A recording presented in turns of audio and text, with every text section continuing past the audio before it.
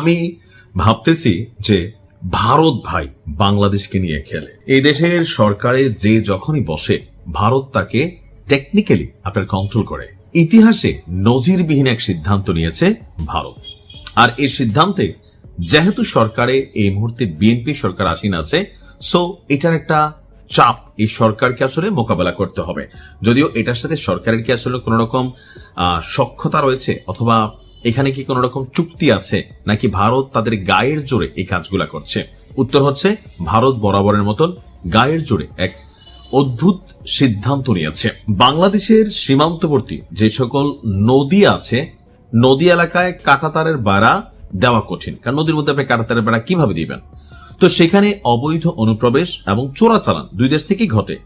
এইটা ঠেকানোর জন্য কুমির এবং বিষধর সাপের মতন শিকারী প্রাণী ছাড়ার একটা পরিকল্পনা গ্রহণ করেছে ভারত।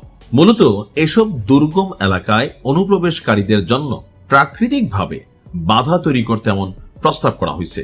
আসলে কি এটা কোন একটা দেশের সীমান্তের সাথে এটা চলে? কুমির কি চিনবে কে অনুপ্রবেশকারী? কুমির কি চিনবে কোনটা চোরাচালানকারী?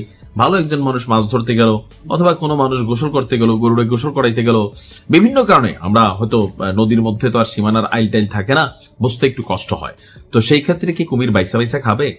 আপনি দেখেন এই যে এই সিদ্ধান্তগুলা, এটা যদি আওয়ামী লীগ সরকারের সময় হইতো আমরা প্রচুর গালাগালি করতাম যে দেখো আওয়ামী লীগ তোমরা ভারতের সব দিছো, বউ জামাই সম্পর্ক, এখন কি দিল আসলে। তো বর্তমানে বিএনপির সাথে ভারতের একটা ভালো সম্পর্ক আছে। এই যে ভালো সম্পর্কটার মধ্যে হুট করে আপনার এমন একটা সিদ্ধান্ত তারা বাস্তবায়ন করার চেষ্টা করছে, এটা আসলে কতটুকু যৌক্তিক? কোনোভাবে এটা গ্রহণযোগ্য না। বাংলাদেশ সরকারের উচিত যে এটা নিয়ে খুব শক্তভাবে প্রতিবাদ করা। আওয়ামী লীগ সরকারের সময়ও এমন অনেক ঘটনা ঘটেছে, তখন আমরা শুনতাম যে আমাদের তারা চোর ডাকায়। তো আমরা আশা করি নিশ্চয়ই বিএনপি এমন ধরনের বক্তব্য দিবে না। বাংলাদেশের সাথে ভারতের প্রায় 4096 কিলোমিটার দীর্ঘ আপনার সীমান্ত অত্যন্ত দুর্গম ভূখণ্ডের মধ্য দিয়ে গেছে। ভারতের কেন্দ্রীয় সরকার দেখছে যে এই সীমান্তের কিছু অংশে কোনোভাবেই কাঁটাতারের বেড়া দেওয়া সম্ভব নয়। এক আভ্যন্তরীণ চিঠিতে ভারতের বর্ডার সিকিউরিটি ফোর্স বিএসএফ এবং পূর্ব ও উত্তর পূর্ব ফ্রন্টের সদর দপ্তরগুলোকে একটি নির্দেশ দিয়েছে। এতে সীমান্তের ঝুঁকিপূর্ণ নদীপথগুলোতে সরীসৃপ অর্থাৎ সাপ, ব্যাঙ, কুমির এগুলো ছেড়ে দেওয়ার সম্ভাব্যতা যাচাই করে দেখতে বলা হয়েছে। বাংলাদেশের সাথে সীমান্তে বেড়া দেওয়ার ভারতের এমন পদক্ষেপকে দেশটির মানবাধিকার কর্মী এবং বন্যপ্রাণী সংরক্ষণকারী উভয় পক্ষকেই চিন্তায় ফেলে দিয়েছে। প্রশ্ন উঠেছে সীমান্তের উভয় পাশের স্থানীয় জনগোষ্ঠী এবং এই অঞ্চলের বাস্তু সংস্থানের জন্য জীববৈচিত্র্য রক্ষার জন্য এমন পদক্ষেপের ঝুঁকি ঠিক কতটা? কেন ভারতের সীমান্তরক্ষী বাহিনী হিংস্র বন্যপ্রাণী মোতায়েন করতে চায়? ভারত বাংলাদেশ সীমান্তে পশ্চিমবঙ্গ, ত্রিপুরা, আসাম, মেঘালয় এবং মিজোরাম রাজ্যের কাজ দিয়ে গেছে। এই এলাকাগুলোতে পাহাড়, নদী ও উপত্যকা ঘেরা অত্যন্ত দুর্গম কিছু অঞ্চল আছে। ভারত ইতিমধ্যেই 3000 কিলোমিটার সীমান্তে বেড়া দিয়েছে।